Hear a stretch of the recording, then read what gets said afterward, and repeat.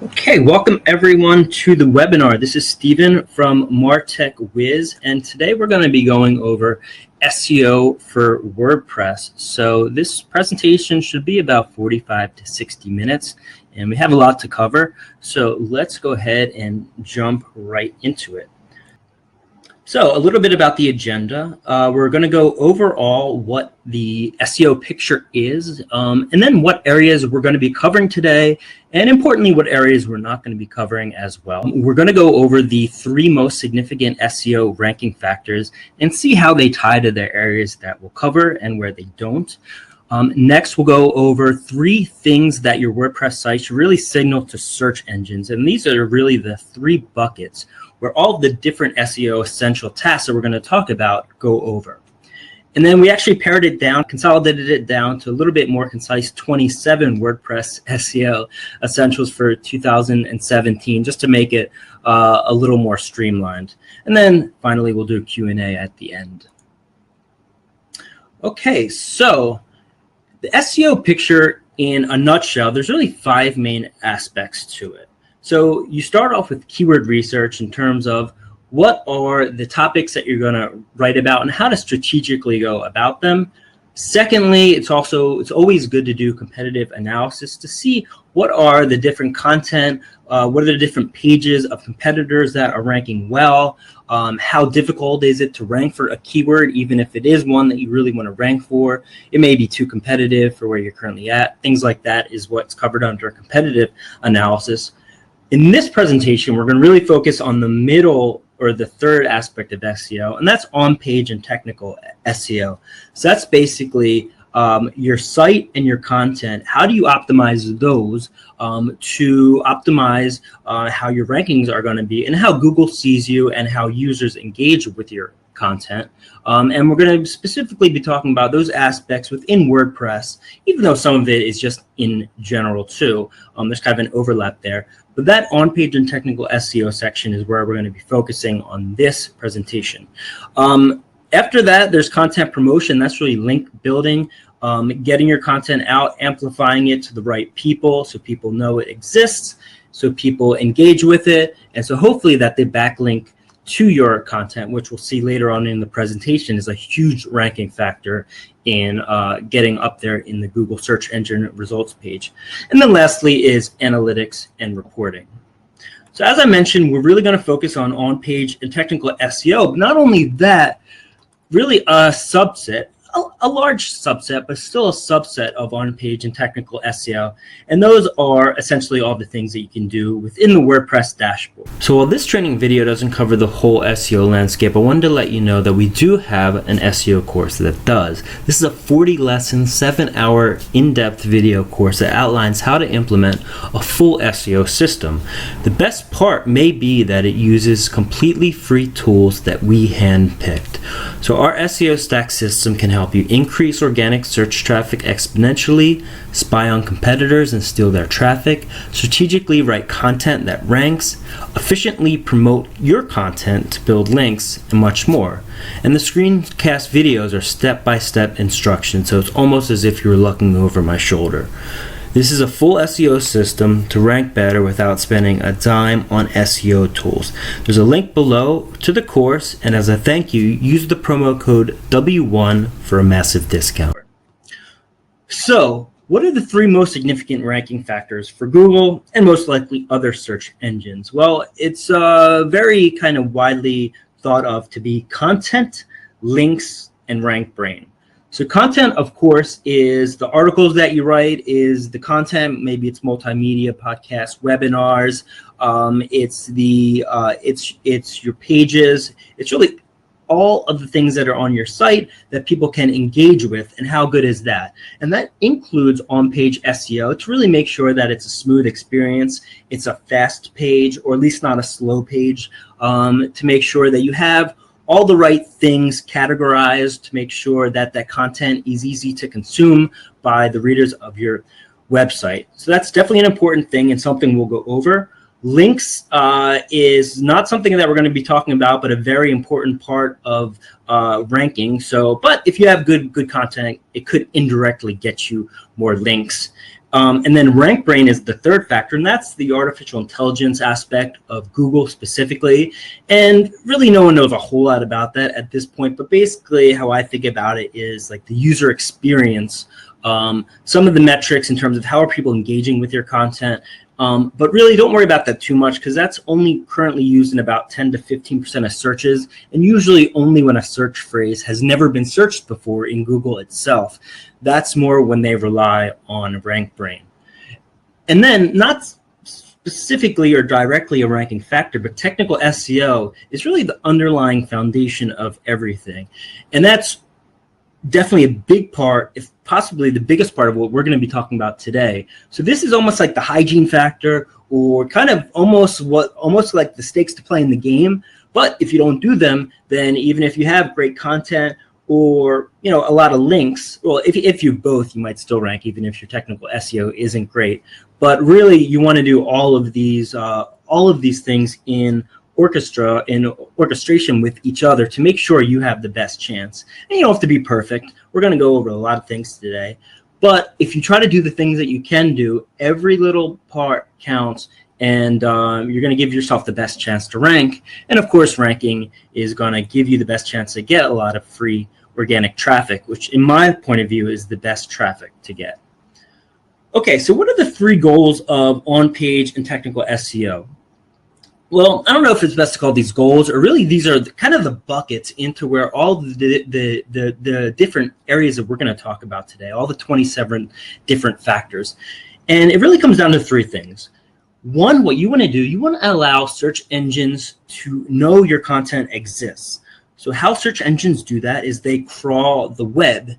Now, if you just put out a blog post on your site, Google doesn't automatically know it's there. They have to find it first. So there's a lot of different things, some technical, some more just kind of straightforward things that you can do to facilitate it and make it easier for search engines to find your site first of all, and then your new content. So when you publish a new blog post or a new piece of content, they can find it quickly, index it, which basically just means they put it in Google so people can find it. Secondly, a big thing is you want to signal to them what the content is about. What is the topic of your piece? And there's a lot of things that people don't do that are low-hanging fruit that just tell Google what the page is about.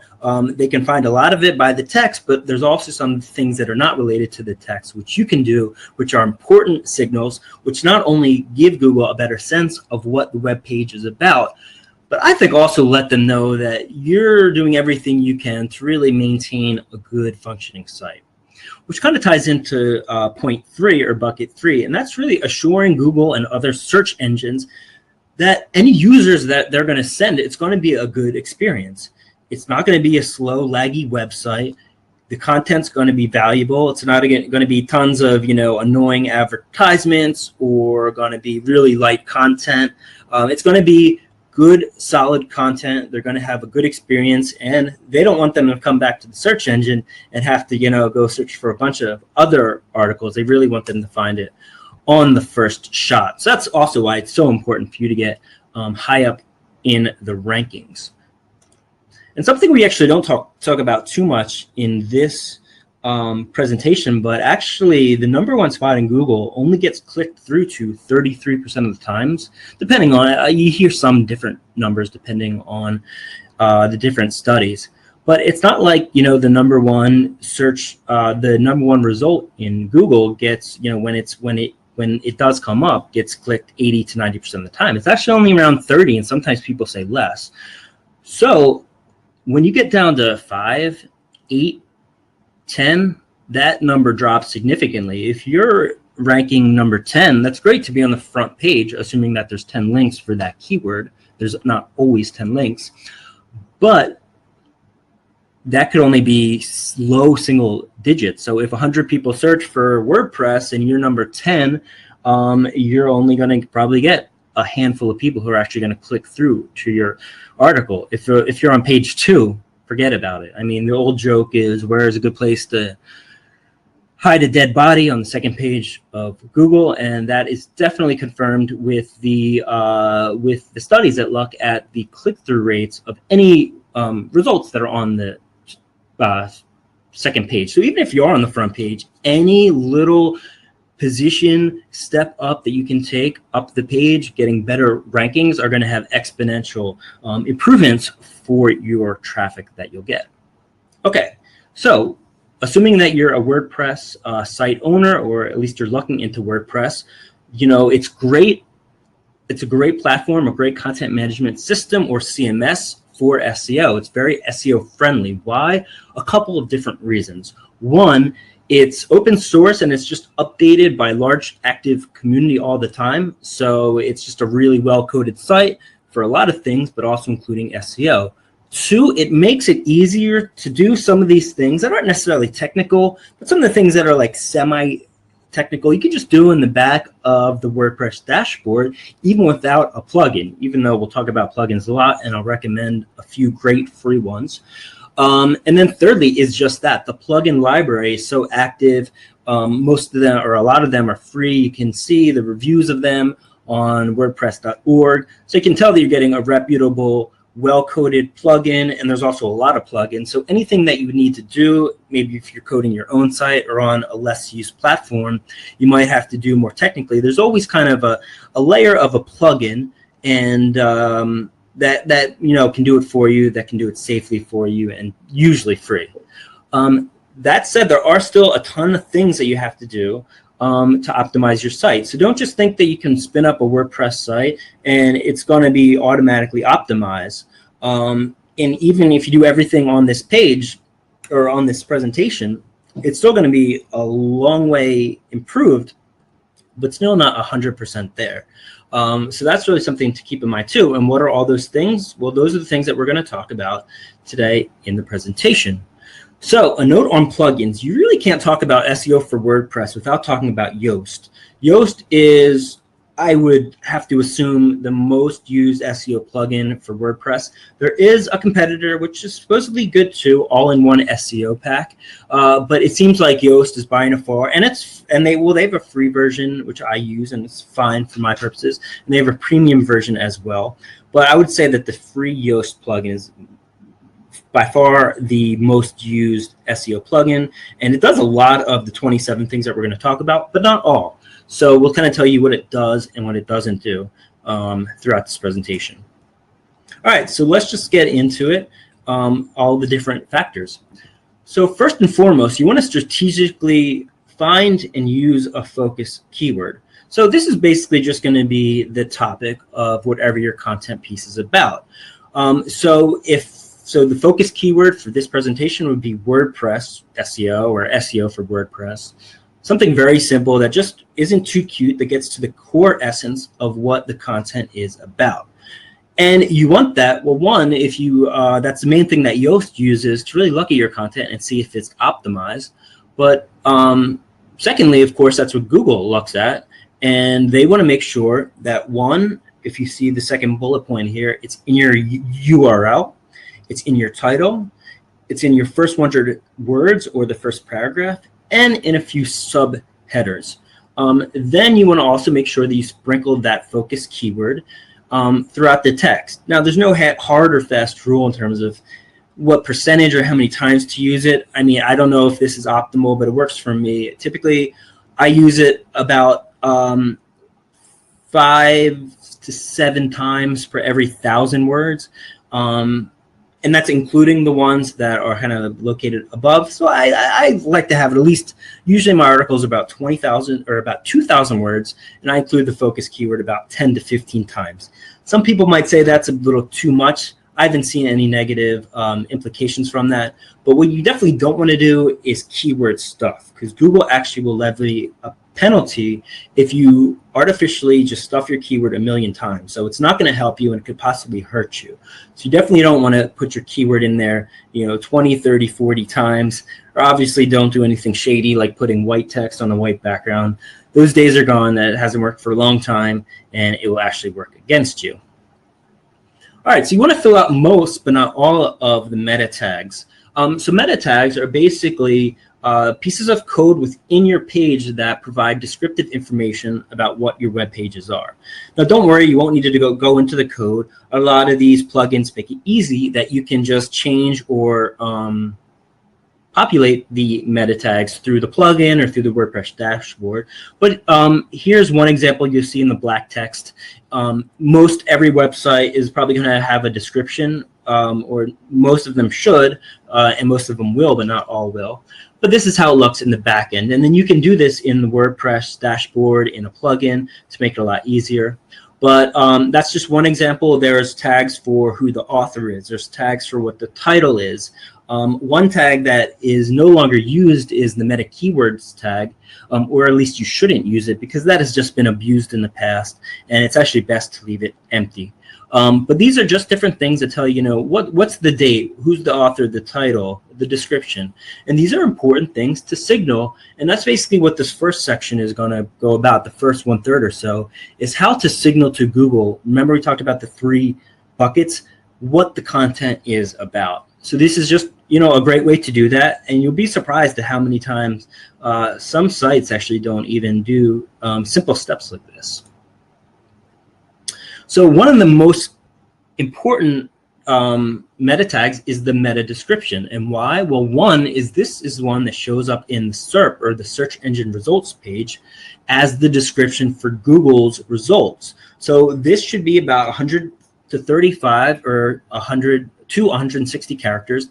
And that's because if you do anything more, it's going to get cut off when it's displayed in Google, and then it's just going to be not look good for your search engine results little snippet. And also, it's going to show Google that maybe you didn't know the proper length than it should be. Sometimes they can actually go ahead and override the description that you have, so you don't want them to do that as well. So you want it to be the right length. And then maybe even more important, you want it to be clickable. Think of it almost as like a mini commercial for your content. Remember I said that click-through rates are extremely important and might not be as high as you expect, even if you get on the front page. So it's a major factor in click-through rate, or CTR, that you have, it has the keyword in it. Of course, you want that. You want it to be enticing for people to click through to, and you want it to be the right length. And just make sure that it gets a good vibe of that it's a quality content, that is dependable, and that it's going to be a good experience. It's basically what you want to get through. Now there's a meta title tag as well, and this is the second most popular tag, and this is simply going to be the title of your post. So basically when you just enter your title into the WordPress dashboard, that is what becomes the title tag on the back end. So you want to keep this between 55 and 60 characters. This is also the title that's in the Google SERP, the search engine results page. So if it's over that, it's going to get cut off. So that's no good because it's just going to look a little sloppy. Of course, you want to include, again, the keyword. And then Yoast actually, assuming that you'll be using Yoast, Yoast actually adds your site name to the post title. So, my site name is, of course, Martech Wiz. So, for example, if I was doing a blog post called SEO for WordPress, the title in Google would say SEO for WordPress hyphen Martech Wiz. So I say that because that 55 to 60 characters should include, or will include, the title of your site in most cases if you're using Yoast. And that's a good thing, but just keep that in mind when you're counting your characters. And you really don't need to count them because Yoast will, of course, do that for you in the back end, basically in the Yoast SEO box underneath the page or post edit, in the edit screen of a page or post. And we'll talk about this a little bit later, but you're going to want to use the title as the default URL structure.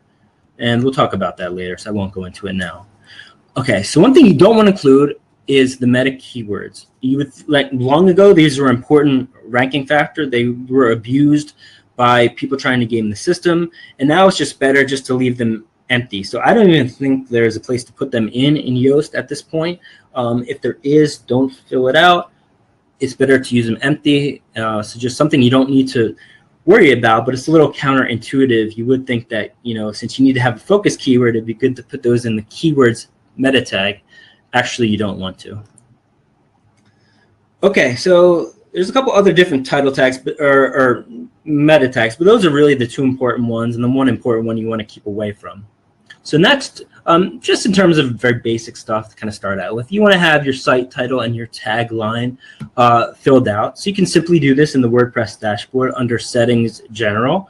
You can also do it under the Theme Customization if you want more of a visual editor. And really the only thing I would say is keep your site title very simple. You don't want to be cute here and add, you know, like any keywords that don't need to be there that aren't part of your site title or your company name or your organization. You don't want to add anything about the tagline in the title, because this is going to be used in a lot of different places. So if you add extra words or like emojis or whatever that you could possibly put them, then that could show up in places where you don't necessarily want it to be. This is the official name for your site that is going to be you know, plugged into different places. So just keep it simple. Now your tagline, just explain in a few words what your site's about. Fairly simple. I'm sure you know what a tagline is. You know, include keywords if you need to. It's not really a crucial place you need to have keywords in. So, you know, don't artificially force them there if you don't have a keyword in your tagline. I don't. It's not a huge deal. But just, you know, make sure you write in a good tagline. It's just a good thing for users, and then also just a good kind of basic thing to have in place. Okay, so permalink. This is a very important part, and maybe the most important part of this kind of subsection.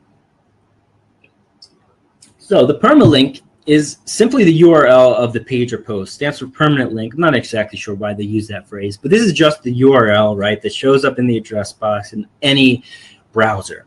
So by default, for some reason, WordPress uses a horrible structure. And it would look something like this in the black text here. It'd be something like your, you know, whatever your URL is, and then it's going to give the ID of the page or post. Now, this is bad for two reasons. One, it tells you nothing about what the article is about as the user. It's not memorable. So if someone just wants to type in the URL themselves, and they're not going to remember $P equals whatever the ID of the page or post is. So, and then thirdly, it tells nothing to Google about what the content is as well. And this is a crucial, one of the most important, if not the most important places that you want to include your keyword in. So definitely change it, with a big caveat that I get into the next slide. But if it's a new site, you definitely want to change this from the default. Go to settings to permalinks. I would either use the option called post name or add in a custom one, which is I do. And basically then if you add a custom one and then put in that little, you know, category / post name that I have there with the percentage signs, basically then that's just going to put in your category and then the name of the post. So for example, below, if I write a new blog post and I put it in the blog category, then the URL is going to be displayed as blog / either the post name or the URL or the keyword if you want to change it to that. And I'll talk a little bit about that later. So even though you should default it to the post name, which is basically just, again, the page title, I think that's the best default. I wish actually Yoast or WordPress had an option to just default it to the focus keyword, because that's typically what I end up doing, and I'll tell you why in a few slides. But definitely, you know, sometimes the title will be a good name for the URL or a good, you know, placeholder for the URL or what have you. And so basically, yeah, just use either your sitename.com / the name of the post, or use the category and the post name are the two most highly used options. The only exception, you might want to use a date-based permalink structure, which you've probably seen. Like if it's October 18th, 2011, it might say, you know, 10/11/2011. That's really not ideal for most people in most cases, because it just adds a lot of junk that's really not any user-friendly or really adds anything about what the page is about. But the only reason I would possibly consider that permalink structure is if you are in like a news, if it's like a news page or something that has date-intensive content where the date really matters a lot. So an important caveat to this is that if you change your permalink structure, if you go in today and you have an existing site that's been around for 2 years and you just change it, all your links are going to be broken, because if everyone's linking back to your content and all the links from, let's say, social media that you're linking back to your content is saying that the link is P equals 1225, and then you change that to, WordPress hyphen SEO, well, then your links are going to be broken now. Now, there is a way that you can do that in a proper manner, and you can redirect them. It's called a 3R1 redirect. But that's definitely an advanced level thing. So I would recommend that if you have an existing site and a lot of links to your page, that if you don't feel comfortable doing technical things, that you consult an SEO professional to either do it for you or give you some good information, because there are some nightmares, mostly with really big sites that kind of did a URL structure change and that their rankings dropped the next day. But if it's a new site, definitely change it to the permalinks. And even if it's an existing site, I would still change it. I would just recommend that you really make sure that you do it the proper way, with either 301 redirects, and I believe some pages you might want to do a 302 redirect. So we're not going to go into what those are in this presentation, but basically, there's plenty of information out there on ways that you can do it. So choose plugins carefully. Plugins are great. As I mentioned, it's a strength of WordPress, but if you have too many, especially ones that aren't coded well or don't have the reputation, you're going to see a lot of conflicts. It can slow down your site. So any plugin that you do choose to use, and now we're getting into the presentation, which is how do you make sure that they're going to have a good, smooth, fast experience, a well-coded kind of clean site, by the way. Probably should have put in a little category slide in there, but wanted to just mention that this is kind of the second bucket. So anyhow, the great part is that there's reviews of all the plugins on WordPress. You can also see how many people use them. So I always check that to make sure that it's a reputable plugin. And I do use some plugins that are paid that are not from the WordPress directory, but I try to make sure I do everything I can to make sure that they're well coded and lightweight. Now, I know a little bit of coding, but not a whole lot at all. So I don't really dig into the code, of course. I just try to, look at different things written about the code and try to get a sense, how reputable is it? How well used is it? And that's basically what I go off of. Me personally, I try to never use a plugin if I don't need to. I always try to, there's a lot of things that you can do with just like 1 or 2 lines of code, but again, if you're not a coder, I guess it's not a huge deal. It's better to be safe than sorry, and maybe to use a plugin if you don't feel comfortable doing that. But if you just need to make a couple changes to like style of a page, you can often do things really quickly with CSS, or a lot of the premium features of a plugin are just things you can easily do with like, a line or 2 of code. So anyway, if that's something you want to look into, do that. But back to choosing plugins carefully. Delete any plugins that are not in use. Don't just deactivate them, delete them, because for your site to be running as fast and smooth as possible, you don't want any junk in there. You want it to be as streamlined as possible, and that includes deleting any plugins that you're not using. Okay, by far and away, you might even not think of this as SEO, but the most important thing is just really good content. You write a really good article. Typically, Google likes in-depth, long-form content. The average #1 ranking article is 1,900 words. That's why I try to hit 2,000 or more words. And, there's really no secret to this. It's just putting in good research that's hopefully unique, authoritative content, and that's very thorough. So longer posts tend to have also better engagement statistics, which I believe in some way is, and a lot of people do believe that that's in some way a factor in Google's algorithm. So obviously, if it's a longer article, it's going to have people on your page longer, which time on page is an important factor. There's going to be more chance that someone clicks on a link and goes to another part of your page, perhaps. So there's just a lot of different factors that having long form content improves. Now, if you just want to write a quick blog post and you don't really care about a ranking too much, then don't worry about this. But if it's an important kind of cornerstone content piece that you want, and it's an important part of your outreach strategy to get it ranked, then make sure that it's a long article. And some of mine are much longer than 2,000. I mean, 5,000, even I think I have some that are like 10,000 words. But if it's just like, say, like a post, oh, I'm doing a webinar next week, you don't want to expand and write a 2,000 tome on that when it doesn't really warrant that. And that's not going to rank for most things, and that's fine, because that's really not the purpose. It's probably more the purpose is just an announcement to your readers or to your blog subscribers, maybe in the RSS, your email. So just a little extra note on that.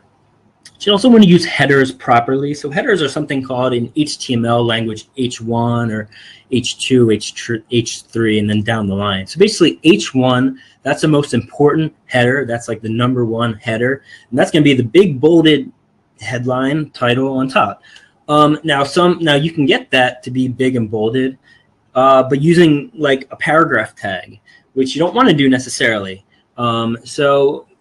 Which some people say, actually, if it's big and bold and if it's not an H1, it's fine. But just to be on the safe side, include it as an H1 tag. And you can simply do that in the WordPress dashboard. I believe it says header 1 or H1. So that's just something that you want to do. Now, you only want to use one header and one H1 header per page. And a lot of people make this mistake. They have multiple of them in there. And that's because H1 says this is the most important header, which is a big signal in terms of what is the content about. So you only want to use it once. Otherwise, you might be confusing Google and other search engines in terms of what your page is actually about. H2 is going to be your subtitle, maybe your subheaders kind of throughout the different category headers throughout your piece. H3 is going to be the subheaders, and then you can even have H4 and down the line. I typically just use H1 through H3. Occasionally, I'll use an H4.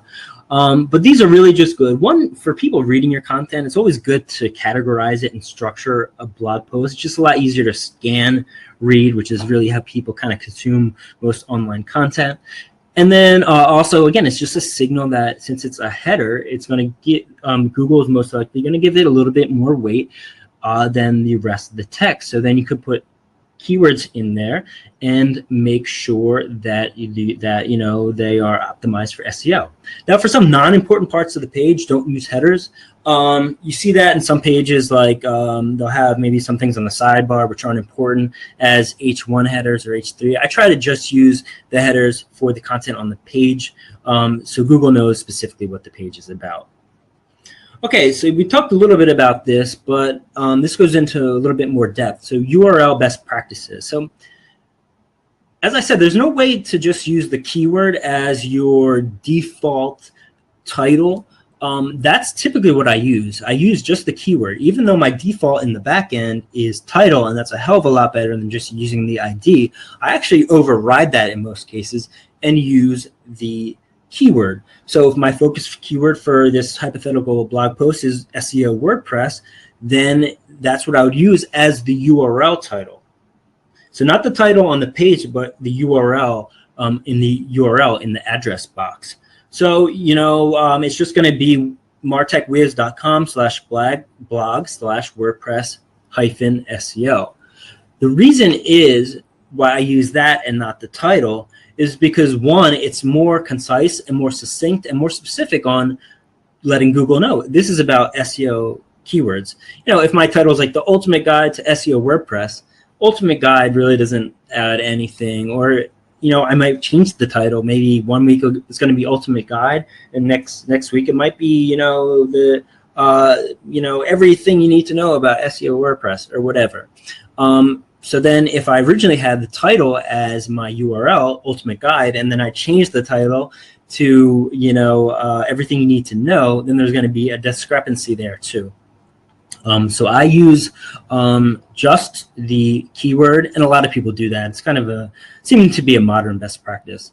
If you do use a title, you're going to want to remove stop words like the, in. So I wouldn't say the ultimate guide. If I did use the title as a URL, I would just say ultimate guide, blah, blah, blah. And then always use URLs, and you want to separate them with actually hyphens and not underscores. Hyphens is just the best practice because sometimes underscores can kind of get they can get confused, I believe, with underlines. I believe that's why people don't use them, but always use hyphens to separate your different URL words or phrases. Okay, so always fill in image alt text. So this is just another area where you can give a little signal to Google about what the page is about. So what is image alt text? Well, this is simply if you upload an image into the WordPress media library, you'll see that you can fill in the caption, you can fill in the title, but there's also the most important one is actually something called alt text. This stands for alternative text. And really originally it was for accessibility reasons, and it still is, you know, for people who are blind or have poor eyesight, and maybe they have like a screen reader so they can't see the picture. So basically this would read out what the picture is about instead of showing it because they can't see it.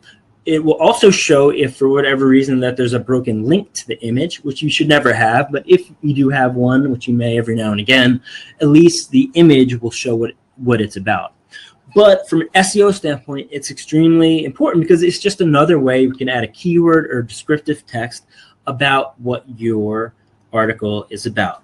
So basically, instead of just uploading a picture and have it being pic1.jpg, you're going to want to change that file name to something like baseball-pitcher.jpg. So that will give you a better sense, not only to those who need it if they have poor eyesight, but more importantly from our standpoint, it will give more value and more insight into SEOs and to the search engines, so they have an idea of what the picture is about, and then in concert, they have a better idea of what the article is about. Okay, so you want to add breadcrumbs. This is something you can very easily do in WordPress. If you don't know what these are basically the things that you'll see on the top, usually below the title, but above the article, that basically say like home dash blog dash, and then it has the title of your page. So it's basically just showing the structure of your website. And that's very important because this gets into the area where these are the different things that you want to do to let Google know how your site's structured and to let Google know where different links are. Again, if you write a blog post, Google's not going to automatically know it's there magically. They have to find it through their crawling spider. So bread links are basically links to different parts of your website. So now Google could say, you know, maybe they randomly found your WordPress SEO blog post from someone else who linked out to it. So then they go to that first site, then they find your site, but then they might not know where kind of the rest of your stuff is. But if you have breadcrumbs on that page, then they can say, oh, well, I see now there's a link to blog. So then the crawler will go to the blog page. And then we'll say, oh, well, I see all these different blog posts now. And then it can index all those different articles. And that's simply how it finds all the articles around the web. It just link by link goes to different ones and then crawls them and then eventually indexes them to put them into the Google indexed. So this is just one way where you can tell Google a little bit more about your site structure so they can easily crawl it. And it's going to have links so they can actually go to those different pages and that they can get more links about your site. It's very easy to set up. Actually, I don't believe it's default, so you do have to go into Yoast. I don't know exactly where it is in the settings at this point. I should have that here. I'll kind of add that in. But it's very easy to add it into Yoast, and they will appear on almost every page. Now, you may not want them in certain pages. Like, I don't want, you know, you want to have, for example, landing pages to have the least amount of distractions. So you don't want a lot of links there. So I remove them through CSS. I don't believe there's a way in Yoast, which that would be another good option that them to have. But I don't believe there's a way that you can just kind of remove it from certain pages. So it's going to be basically site-wide. But for most of your pages, you're going to want it there. It's pretty non-intrusive. And if you really can't get it off your landing page, I don't think it's going to be a huge deal. And the benefits, even if you can't remove it, will outweigh any kind of negative things. Okay, so another important thing is, and it kind of ties to what we talked about before, but is internal linking. So internal linking is just having links to other parts of your website within your content. So think of like Wikipedia is like internal linking on steroids. Like every link is a link to a different, you know, every phrase is a link to a different article. And, you know, by the way, they also rank very well. And it's not only that, it's mostly the fact that they're just an extremely authoritative website. But you want to definitely internally link multiple times It's hard to say exactly how many, but I don't know. Maybe if it's a 2,000 word article, I would try to at least have, maybe 5 to 10 internal links to other parts of my website, as long as it's fairly natural. And this is an easy way that you can actually improve your rankings today by doing this. This is something that can actually move the needle on rankings. So let's say you're number 11 or 12 in the search engine rankings now, and you really want to get on the front page. A lot of times people do that by just increasing their internal links, because that not only is it good for Google to find different pages on your website, but the more links that there are to an article, even if it's from yourself, it's going to show that it's a more important article.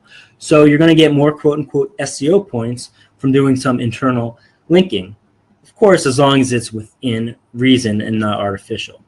It can also increase reader engagement as well. So it's, of course, great for your web analytics and probably for a factor in Google's algorithm to show that people are going to multiple pages in your website. So that's going to lower the bounce rate, increase page duration, number of pages per session, all good stuff.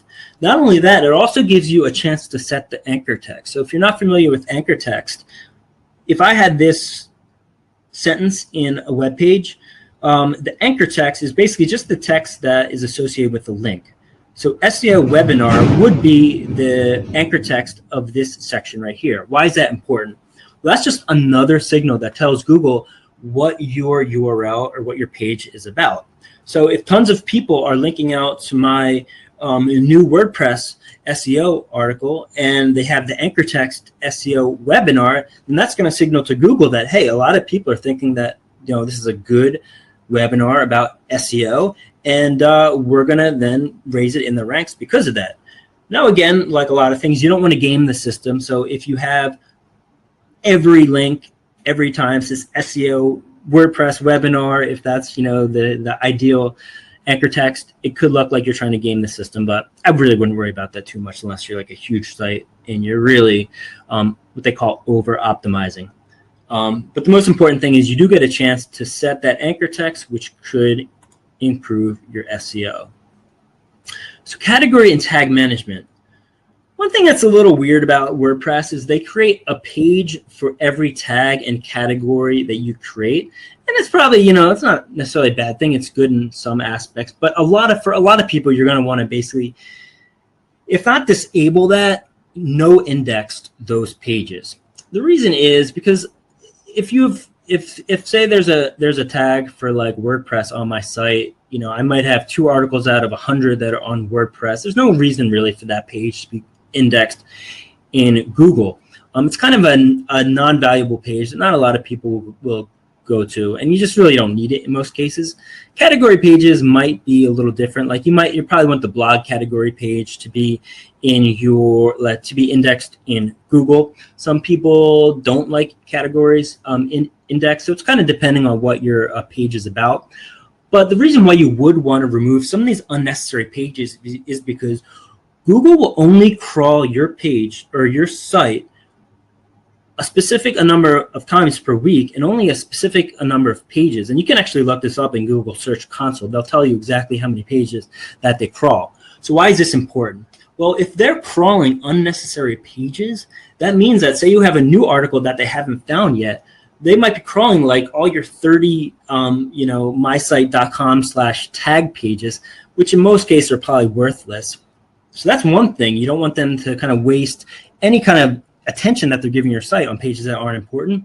But secondly, these pages also lead to duplicate content, which is also a bad thing for SEO. So if you have one blog post on, say you have a couple, so if you do write a blog post on WordPress SEO, you want that to be your primary URL that people go to.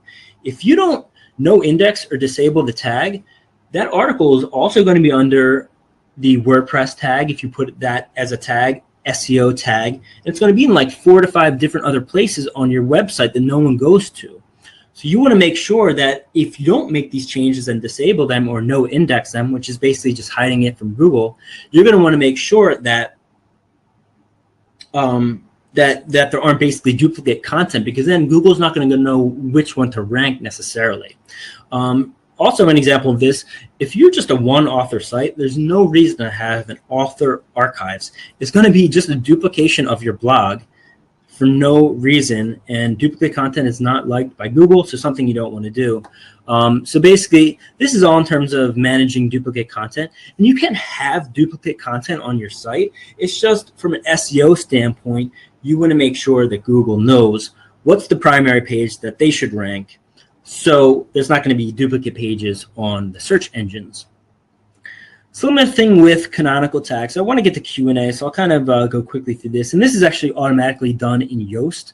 But this is basically just another way that you can say, if you place a canonical tag on an article, that's just saying this is the primary article to rank. And this is actually automatically done in the Yoast SEO box. So if you do want to hide pages, like I kind of mentioned before in hiding categories, you can also hide pages. Like I typically don't show my landing pages in Google, just because I don't think it's really would add a lot of value. They're not in depth.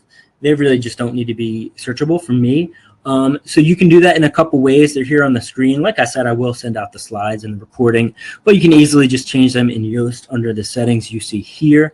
Now, importantly, if you do no index a post by accident, which happens more than you would think, then that's could just never rank in Google. And if you want to know why your page is not ranking, that might be the reason, which would be very unfortunate. Similarly, you can actually kind of no index your whole site. So there's a, and you might want to do this. Why? Well, if it's like a new site and it's not ready for public yet and you're just building it up, you want to click the option under settings, readings, discourage search engines from indexing this site. So you want to do this so your kind of premature site isn't kind of launched out into the world. But be careful, because again, this happens is where people don't uncheck that once their site's live. So just make sure you uncheck that when the site's live.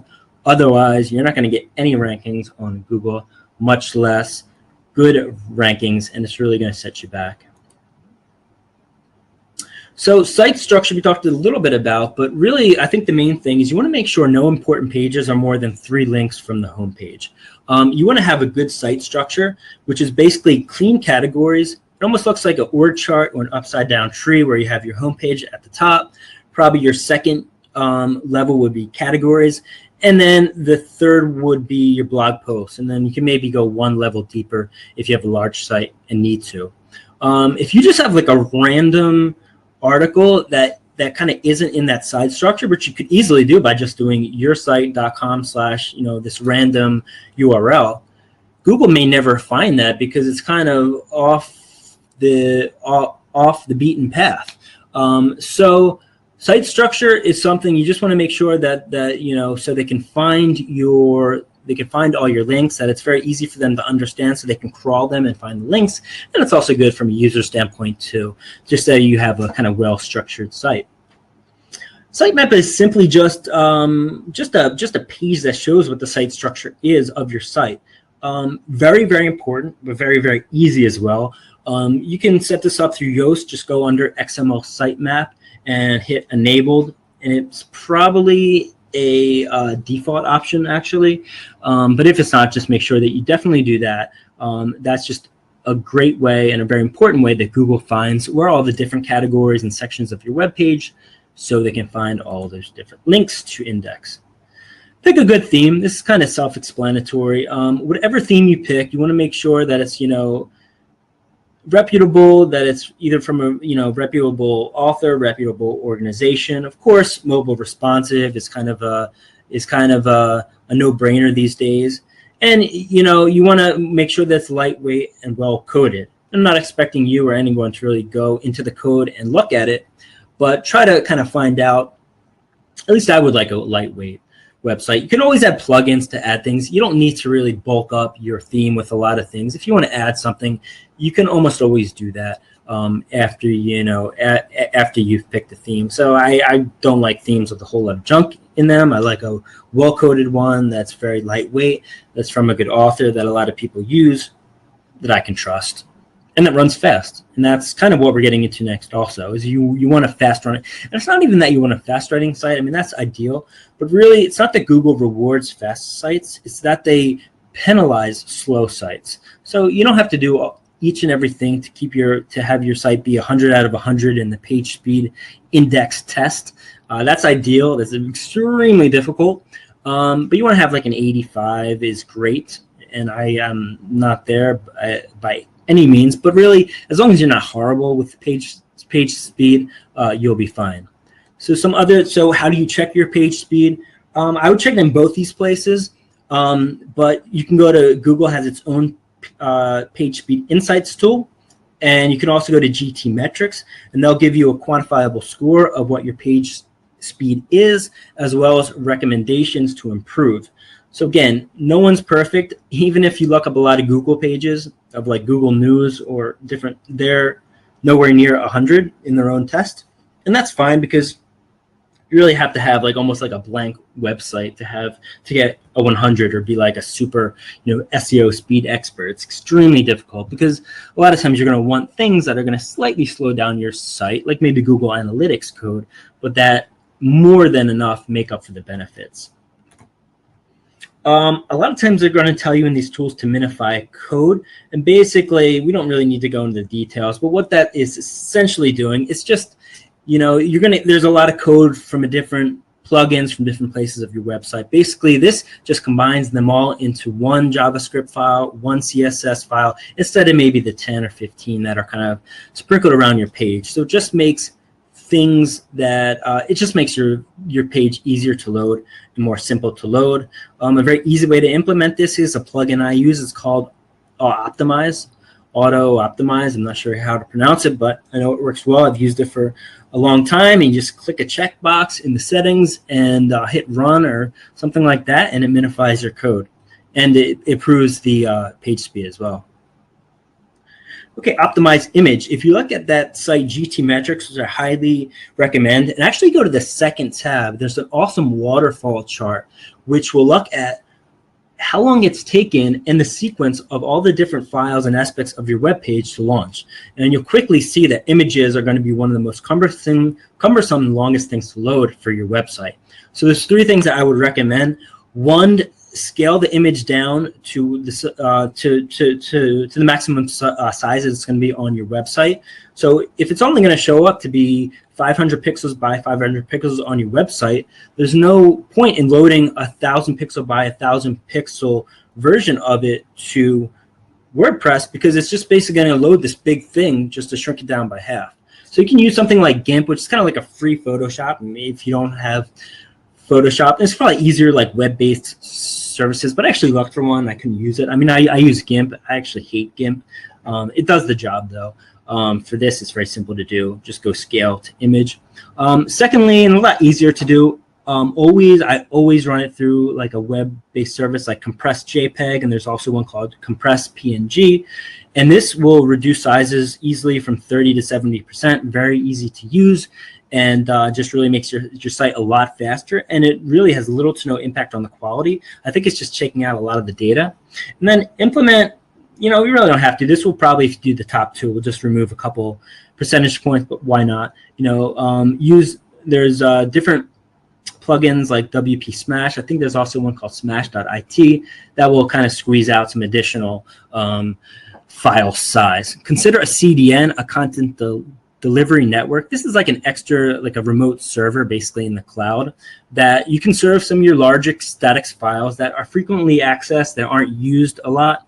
Something like an image, it's not going to change a lot. So there's no reason why you need to dynamically serve that from your own WordPress host server, which unless you're paying a lot of money for your WordPress host server, it's not going to be like blazingly fast. So MaxCDN is a big one, Cloudflare. Amazon has a one that I'm going to actually try out soon. I've used some other of their services, which I liked a lot. I did use Cloudflare, and I don't know if it was just me, but it really conflicted with a lot of things. It gave me a lot of headache. So since my site isn't huge, I kind of just turned it off. But going into the future, as I'm putting on more multimedia things, I'm going to definitely include that. So let's just get through.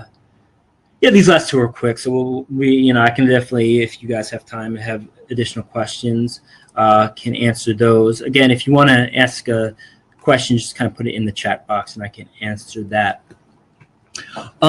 So kind of similar to that, definitely install a caching plugin. Don't need to go really into the specifics of what this is, but basically it's just storing kind of an older version of your site, and things like images that, again, don't change a lot, are static, and that take up a lot of space.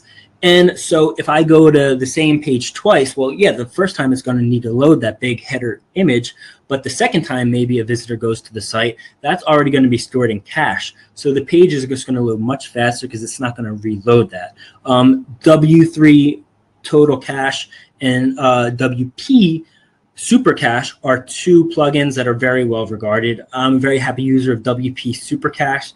I believe the W3 one is probably a little bit more popular. I forget exactly what reason I chose them, but they're both fine. But actually, they do work slightly different, so you might want to kind of look into those.